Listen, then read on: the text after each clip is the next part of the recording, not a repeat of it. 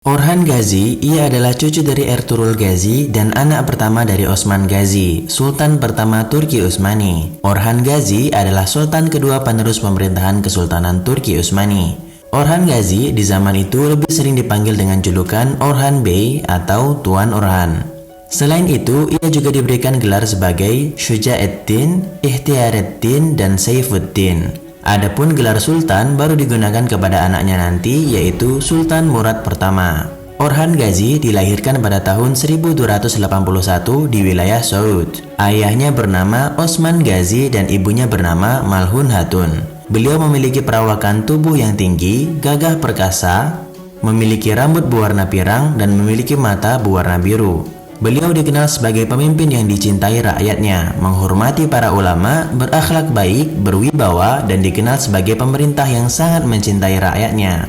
Setelah ayahnya meninggal dunia, ia kemudian naik tahta menggantikan Osman Gazi. Di dalam buku yang berjudul Uzun Çarşılı, karya Ismail Hakkı, setelah menjadi penguasa, Orhan Gazi kemudian memerintah selama 38 tahun di antara tahun 1324 sampai tahun 1362. Selama pemerintahan ayahnya, beliau meninggalkan wilayah kekuasaan sebesar 16.000 km persegi. Dan di bawah pemerintahan Orhan Gazi, wilayah itu melebar luas hingga hampir 6 kali lipat menjadi 95.000 km persegi.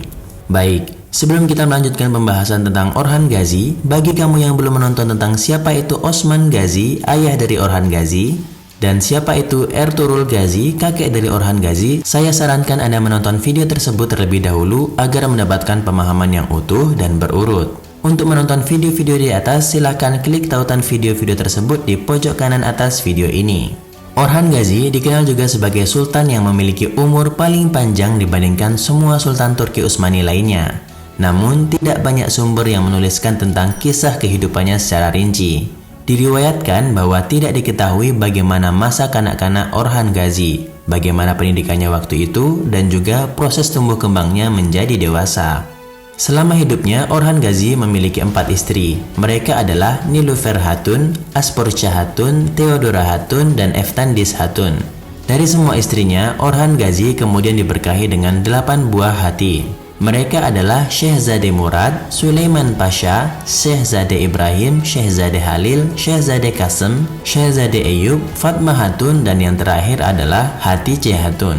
Waktu itu, Orhan Bey melakukan penaklukan wilayah-wilayah di sekitarnya. Kekuatannya terus bertambah dan wilayahnya terus-menerus meluas mengalahkan Bizantium dan menaklukkan wilayah-wilayah lainnya di Anatolia. Kekuatan Turki Utsmani waktu itu sangat ditakuti dan disegani oleh penguasa-penguasa sekitarnya. Pada tahun 1321, Orhan Gazi berhasil menaklukkan wilayah mudanya. Semenjak itu, kekuasaannya mulai meluas sampai pantai Laut Marmara. Pada tahun 1323, Orhan Gazi membangun sebuah masjid di wilayah Gebze menggunakan namanya sendiri, yaitu Orhan Gazi Jami. Ia kemudian melanjutkan ekspedisi bersama sahabat-sahabatnya, yaitu Konur Alp pergi ke wilayah sekitar Karadeniz, Akçakoca ke sekitar wilayah Izmit, Abdurrahman Gazi ke sekitar wilayah Yalova, dan berhasil menaklukkan wilayah Akyazı, Mudurnu, Pazaryeri, Sapanja, Kadera, dan wilayah Samandra. Peperangan pertama yang diikuti oleh Orhan Gazi sebagai penguasa waktu itu terjadi pada tahun 1329.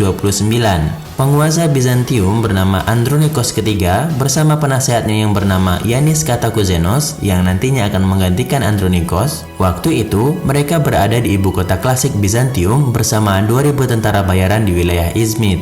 Kemudian Orhan Gazi datang dengan cara mengepung mereka melalui wilayah Darija dengan gagah berani. Dari sanalah terjadi Perang Maltepe pada 11 Juni 1329.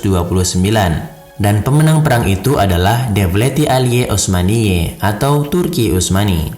Pada akhirnya, pada tahun 1337, setelah wilayah Izmit yang waktu itu menjadi ibu kota Bizantium klasik, yang selama 6 tahun di bawah tekanan Turki Utsmani tidak dapat dipertahankan lagi oleh mereka. Wilayah itu kemudian ditinggalkan oleh gubernur Bizantium terakhir yang bernama Malika Palaiologos dan kemudian ditaklukkan oleh tentara Turki Utsmani. Serta pemerintahannya diberikan kepada anak Orhan Gazi yang bernama Sulaiman Pasha. Dan kemudian pada permulaan tahun 1345, penguasa Bizantium bernama Yanis Katakuzenos melakukan kerjasama dan perdamaian dengan Orhan Gazi.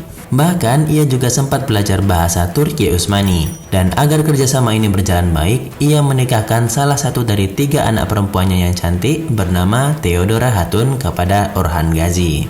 Pada sekitar tahun 1332 sampai tahun 1347, seorang pengelana masyhur abad pertengahan bernama Ibnu Battuta datang ke Anatolia. Ia kemudian datang ke tempat pemerintahan Orhan Bey, menjelajah dari wilayah lainnya menuju ke arah utara kekuasaannya. Dalam bukunya yang berjudul Rihlatu Ibnu Battuta, ia menyebut Orhan Bey sebagai pemimpin Kesultanan Turki Utsmani dengan menyebutnya sebagai Sultan anak dari Osman Gazi. Selama pemerintahan Orhan Bey, beliau melakukan beberapa perubahan besar. Di antaranya, beliau membuat undang-undang baru yang mengatur pemerintahan agar lebih tertata. Orhan Gazi juga membentuk sistem wazir agung dan mufti atau kadi Islam untuk pertama kalinya di zamannya.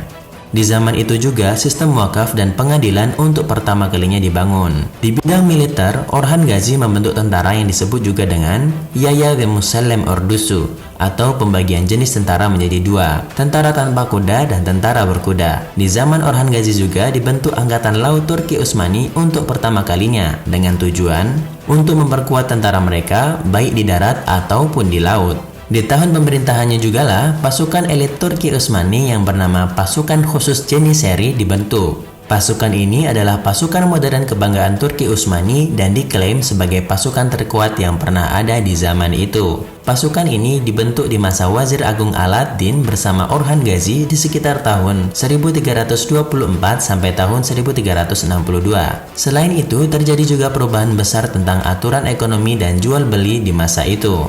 Di akhir kehidupannya, Orhan Gazi memberikan pemerintahannya kepada anaknya yang bernama Shehzade Murad pertama di wilayah Bursa. Shehzade Murad pertama ini adalah anak pertama dari istri pertamanya yang bernama Nilüfer Hatun. Dari sinilah yang nantinya ia akan menjadi penguasa Kesultanan Turki Utsmani kedua dan berjuluk Sultan Murad pertama. Adapun penyebab kematian dan tahun kematian Orhan Gazi masih diperselisihkan oleh para ahli sejarah. Berdasarkan suatu data, Orhan Gazi meninggal di tahun 1362 di umurnya yang ke-80 tahun. Beliau kemudian dimakamkan di bangunan bernama Gümüşlü Kumber, tepat di sebelah makam istri dan anaknya di wilayah Bursa, Turki.